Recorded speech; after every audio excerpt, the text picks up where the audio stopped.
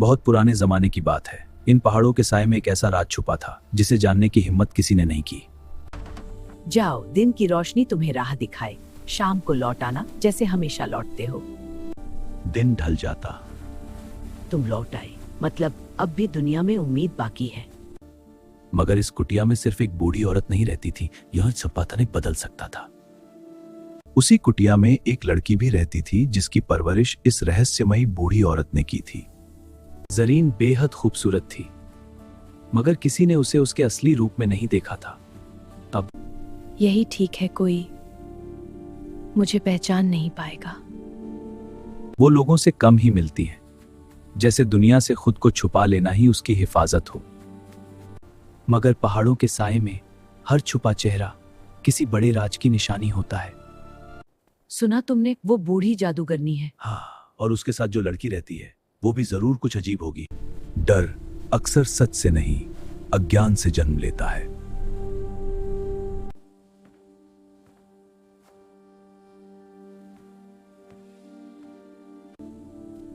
मगर हकीकत कुछ और थी।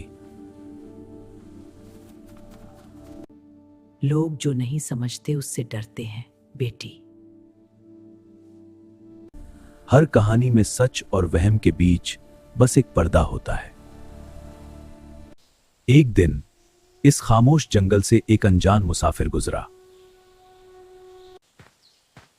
उसका नाम था साहिल। वह शहर का पढ़ा लिखा लड़का था। कितना अलग है ये सुकून, शहर के शोर से बिल्कुल जुदा। मगर दिल से वो सादा था, न दिखावे का शौक, न घमंड की परछाई। उसे क्या मालूम था कि ये सफर उसे उस राज तक ले जाएगा जो पहाड़ों के साए में छुपा हुआ था। परे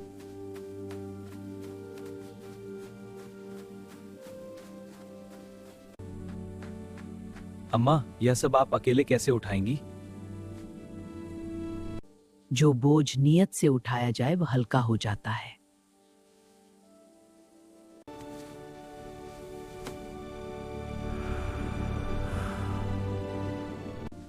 बोझ महसूस हो रहा है ना बेटा? हाँ माँ, बहुत भारी है। पर इसे ढोना होगा। जी। हर कदम पर थकान बढ़ती जा रही थी, मगर उसका इरादा उससे भी मजबूत था। मलिका अपनी बरसों पहले खोई हुई बेटी की तलाश कर रही हैं। बरसों पहले एक गलतफहमी ने मां से उसकी बेटी छीन ली थी। मैं आपसे उतनी मोहब्बत करती हूँ जितनी हवास जो दिखती नहीं, मगर जिसके बिना जीना नामुमकिन है। जाओ, मैं यहाँ से निकाल दिया जाता। बेटी, तुम्हारे आंसू चमक रहे हैं। मुझे खेद है महारानी। कोई बात नहीं, अब तुम सुरक्षित हो। ये मेरी ही बेटी है। डरो मत बेटी। मैं कौन हूँ? तुम हमारी खोई हुई राजकुमारी हो। वापस आ जाओ। मैंने इसे 3 साल तक सब्र, मेहनत और खामोशी की ताकत सिखाई है। अब ये अपने असली घर लौट सकती है।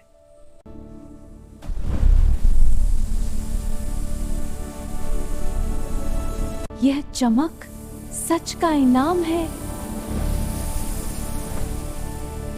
सच का इनाम।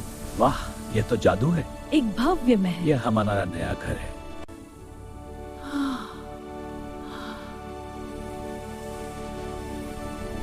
वो कोई जादूगरनी नहीं थी, बल्कि तकदीर की रखवाली करने वाली एक नेक रूह थी।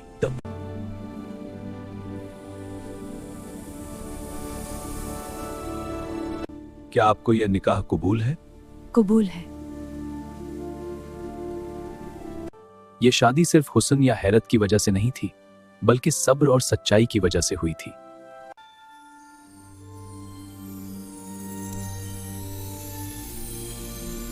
लोग कहते हैं शायद वो उन आंसुओं की याद हो जो मोहब्बत में बहाए गए।